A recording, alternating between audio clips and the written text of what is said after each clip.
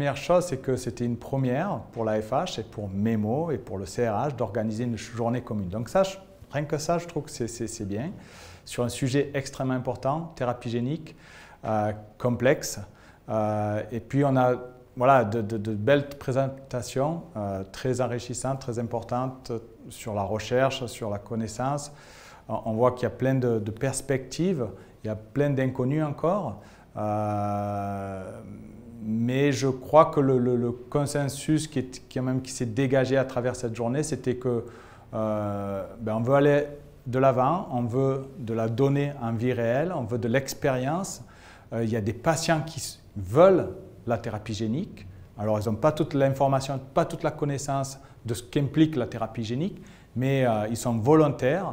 On a un cadre légal au niveau européen, on a des autorisations, donc, et c'est vrai qu'il manque presque la dernière étape parce que l'organisation sur le suivi, ben voilà, il y a toute cette réflexion qui est menée ensemble entre l'AFH, le CRH, le Centre de référence hémophilie, avec la filière MEMO aussi, sur comment accompagner cette thérapeutique importante. Donc il y a tout cela et il nous manque cette dernière étape sur comment la réalité, comment en fait les patients vont vraiment avoir accès à cette thérapeutique parmi les autres, mais dans le monde réel.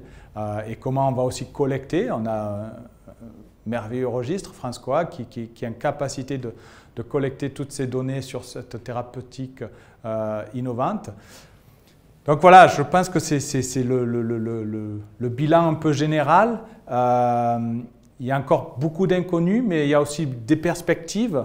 Mais on voit qu'il y a un décalage en fait avec les molécules. Moi, c'est ce qu'un peu... Alors on le présentait, mais on ne l'avait pas mis sur des mots bien précis, qu'en fait aujourd'hui, on a ce qui arrive sur le marché, côté accessible, côté patient, sur voilà, un marché d'autorisation de mise sur marché. En fait, c'est une vieille génération de thérapie génique, quoi. On attend des modèles 2023, mais on a sur le marché des modèles presque 2019-2018, quoi. Mais on veut les modèles 2023. Et donc, c'est vrai qu'il y a un décalage, je pense, entre voilà, les attentes, peut-être aussi les autorités, les professionnels de santé, la connaissance.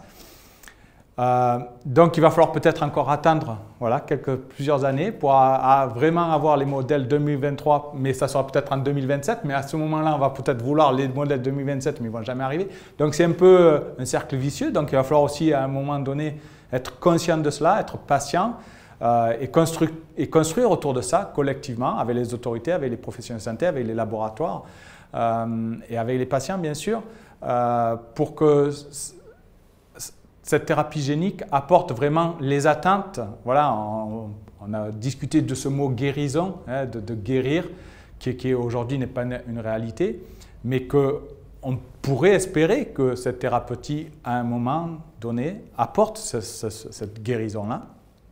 Et donc, il faut continuer à construire, continuer à avancer avec tous les doutes, tous les côtés incertains qu'apporte cette thérapeutique.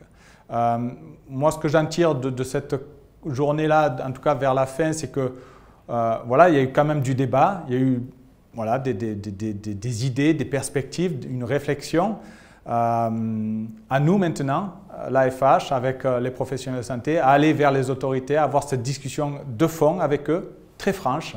Je pense qu'il faut avoir vraiment cette discussion-là pour que cela voilà, devienne une réalité avec les contraintes que nous avons aujourd'hui, contraintes budgétaires, contraintes légales. Je veux dire que voilà, tout ce côté réglementaire est là, il faut le prendre en compte, mais aussi il faut prendre en compte l'innovation, l'envie et la motivation des gens.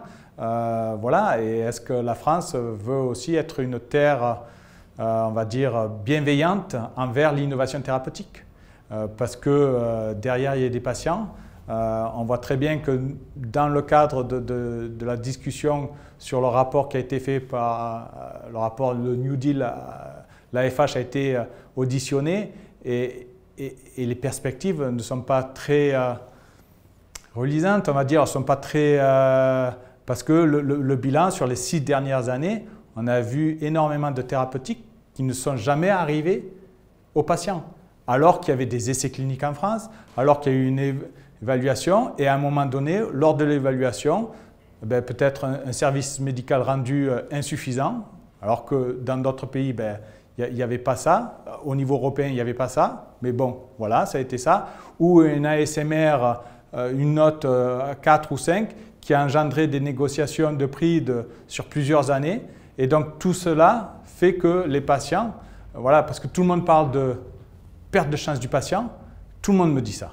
Les professionnels de santé, les autorités, les laboratoires. Mais in fine, il y a de vraies pertes de chance pour les patients parce que si c'est thérapeutique, ces innovations, même si elles sont infimes, même si c'est pour une petite niche de patients parce que ça, voilà, chaque patient réagit différemment à chaque thérapeutique, ils n'ont toujours pas accès à ces thérapeutiques. Donc comment on fait?